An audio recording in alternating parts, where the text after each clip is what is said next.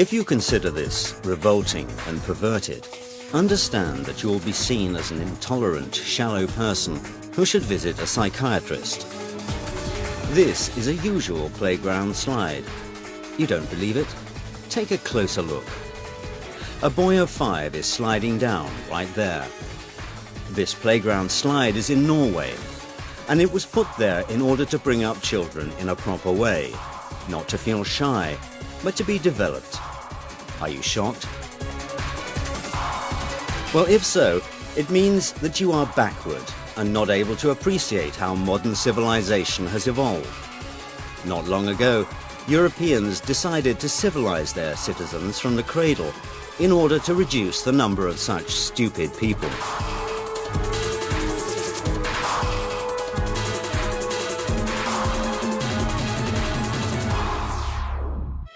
The youngest children are taught core values through the examples of toy animals. This French book has the title Little Fox Jean Has Two Mums.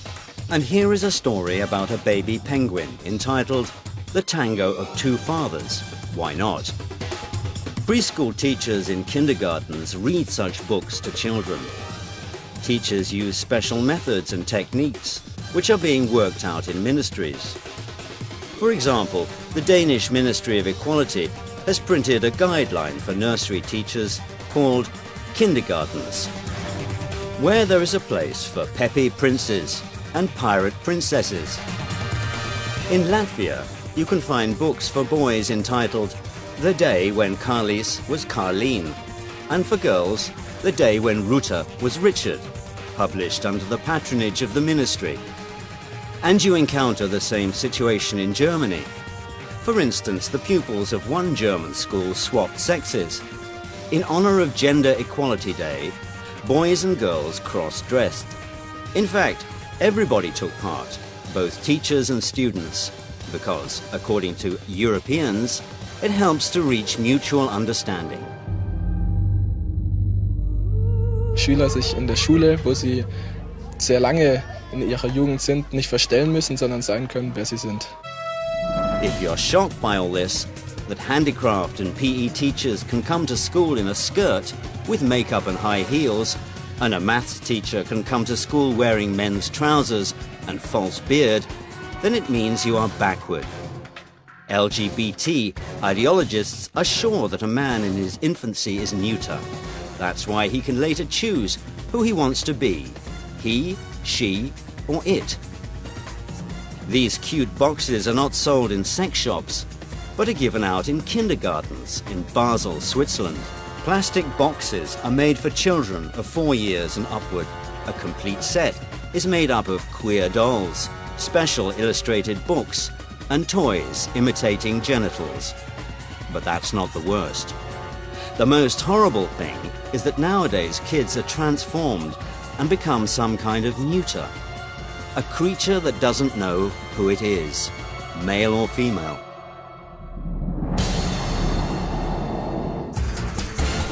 This is Max. He is 2. His English father and mother dress him in boys' trousers as a boy and girls' skirts. Though Max was born as a normal boy, his parents consider this meaningless. Until the boy decides for himself who he is, his parents make him play with both toy cars and dolls. His mother paints his nails and pins up his hair with girlish hairpins. And his father shows him how to assemble a robot. According to his parents, they do it for the sake of their child. According to Lisa, Max's 23-year-old mother, a gender-neutral upbringing gives a child the freedom to choose between stereotypical male and female clothes and toys. He gets dressed and plays with toys the way he likes. From an early age, Max, who is brought up as God knows who, and his parents and hundreds of thousands of European families have fallen victim to a modern gender theory, which turns people into neutered creatures. The formation of such people of the future begins in special kindergartens. Here is one such preschool institution in Sweden. The kindergarten Egalia has been operating since 2010 in Stockholm. Here, the children are treated as if they have no gender. Instead of han or hon, which is translated from Swedish as he or she, a child is called hen, which means it. This neuter word was added by pedagogues to their word armory from non-traditional sexual minorities. That's probably the reason why the director of the kindergarten, Lotta Rajalin, considers this procedure to be the most democratic. So I think we are going to change girls to boys and boys to girls, and that's of course not what we are doing. We like to give every human being the same rights, the same possibilities, the same responsibilities, and that is a question of democracy. Here is how this democracy works. Kids play with neuter dolls and read books about a boy who loved pink and a dress with white polka dots. Boys must play in a doll kitchen with girls, and girls must build cities with Lego construction blocks. And this is also the situation in France, where bureaucrats from the Department of Education came to one of the kindergartens. They were shown an open lesson, where kindergarten teachers help children to overcome stereotypes. The figures of boys and girls are attached to a blackboard. The children's task is to dress the figures so that they portray neither male nor female. Films about these new children are brought to the attention of teenagers at the age of 12 to 14. For example, this movie called Tomboy. This term signifies a girl who acts like a boy. And it tells the story of 10-year-old Laura, who understood that she's a boy. In addition, this girl falls in love with her female neighbor. This boy-girl story was lauded by critics, and it won the Berlinale 2011 prize. It's difficult to believe that this outrageous film about a girl who likes to be a boy is shown to pupils in France. Within the framework of the program School and Cinema, it was seen by 46,000 French pupils. And German teenagers at the age of 13 are given odd questionnaires, where they must think, do they belong to the right gender? Here are several questions. When and why did you decide to be heterosexual? Is heterosexuality only a phase which you'll overcome? Is it possible that your heterosexuality is the result of the neurotic fear of the people the same gender as you? You must admit that such questions are difficult to make out by adults, say nothing of 7th graders. They try to make neuters of modern children who fall victim to a doctrine accepted in 1995. This was when the transformation of a person into a mysterious it began. In Beijing, during the UN World Conference, the notion sex was changed to gender, out of respect for people of non-traditional orientation. At the time, it seemed nothing special, but many psychologists and sociologists think it could lead to the fall of human civilization.